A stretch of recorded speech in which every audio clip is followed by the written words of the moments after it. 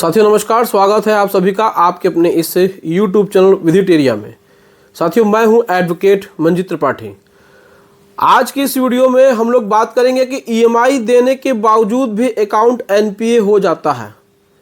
जी हाँ दोस्तों, अगर आपने एक ही बैंक से 2 लोन लिए हैं और दोनों लोन में से एक सिक्योर्ड है, दूसरा अनसिक्योर्ड है, चाहे वो दोनों अनसिक्योर्ड है, उसमें से एक पर्सनल लोन है और दूसरा एक क्रेडिट कार्ड है, 2 अकाउंट आपके हैं किसी भी बैंक में, आपने एक अकाउंट को रेगुलर रखा है और दूसरे को रेगुलर नहीं रखा है, यानी कि आपका अगर पर्सनल लोन चल रहा है और आप अपने क्रेडिट कार्ड में डिफ़ॉल्ट करते हैं, या फिर होम लोन चल रहा है और पर्सनल लोन को डिफ़ॉल्ट करते हैं, तो आप देखते हैं कि दोनों अकाउंट NPA हो जाता है।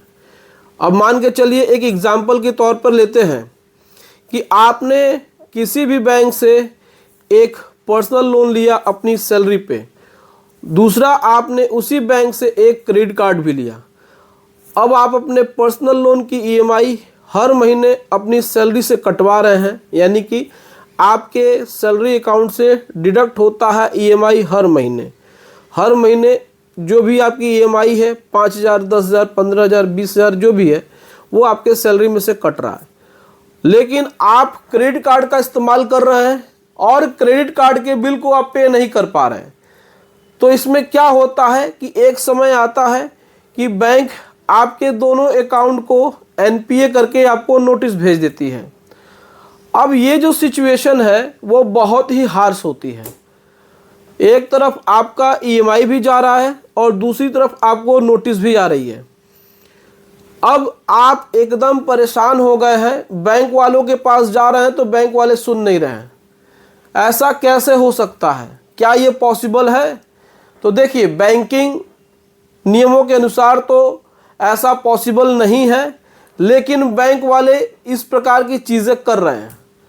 अब वो आपको प्रेशराइज करने के लिए, आपको मेंटली हरास करने के लिए वो इस प्रकार की चीज़ें करते हैं कि आप अपने सैलरी अकाउंट से तो पैसा जा ही रहा है आपके, आप अपना क्रेडिट कार्ड का बिल भी जल्दी से पे करिए, आप उसका जो भी ड्यूज है उसको पे करके उसको रेगुलर कराइए, अन्यथा हम दोनों को एक साथ क्लब कर दिए हैं, नोटिस हमने आपको भेज दिया है और आपके खिलाफ कार्रवाई करेंगे।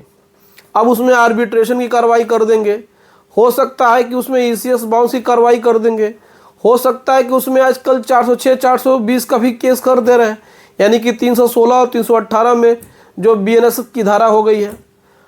अब इस सिचुएशन में आपको क्या करना है, कैसे करना है, ये चीज़ें आपको समझ में नहीं आती हैं।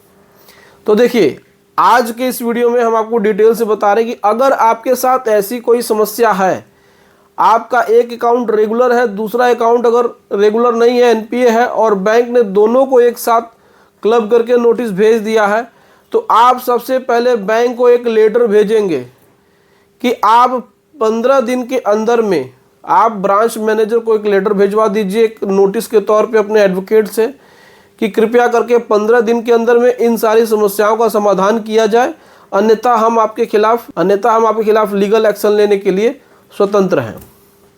अब 15 दिन के अंदर में बैंक की तरफ से कोई जवाब आता है तो ठीक है, नहीं तो आप उस नोटिस के बेस पे सीधा आप कंज्यूमर फोरम में चले जाइए। मामला सीधा कंज्यूमर फोरम का बनता है। यहाँ पर डेफिशिएंसी सर्विस की बात होती है, यहाँ बैंक अपनी सर्विस देने में नाकाम है, यहाँ बैंक के खिलाफ आप कार्रवाई कर सकते हैं कंज्यूमर फोरम में। कंज्यूमर फोरम में आप कंप्लेंट दर्ज कर सकते हैं कि हमारा एक अकाउंट रेगुलर है, दूसरा अकाउंट रेगुलर नहीं है, वो NPA हो गया है, तो बैंक ने इसको कैसे अनऑथोराइज तरीके से इर्रेगुलर दोनों को कर दिया, दोनों को एक साथ ज्वाइंट कर दिया और दोनों को एक साथ ज्वाइंट करके नोटिस भेज दिया और हमारे खिलाफ ऐसी कार्रवाई कर दी। देखिए, इसमें अगर आपका एक अकाउंट सैलरी से अटैच है और उसमें हर महीने आपका EMI कटता है, सैलरी अकाउंट से कटता है और वो रेगुलर जा रहा है, तो बैंक किसी भी तरीके से उसको छेड़छाड़ नहीं कर सकता है, बैंक किसी भी तरीके से उस खाते को डिस्टर्ब नहीं कर सकता है। लेकिन बैंक वाले आपके ऊपर मेंटली प्रेशर करने के लिए, आपको मेंटली टॉर्चर करने के लिए, परेशान करने के लिए इस प्रकार की चीज़ें करते हैं। दोनों को एक साथ ज्वाइंट कर दिया, दोनों को एक साथ एनपीए कर दिया, एक तो एक तरफ से ईएमआई भी ले रहे हैं। अब इसमें बेचारा बोरोर फंस जाता है, उसको समझ में नहीं आता है।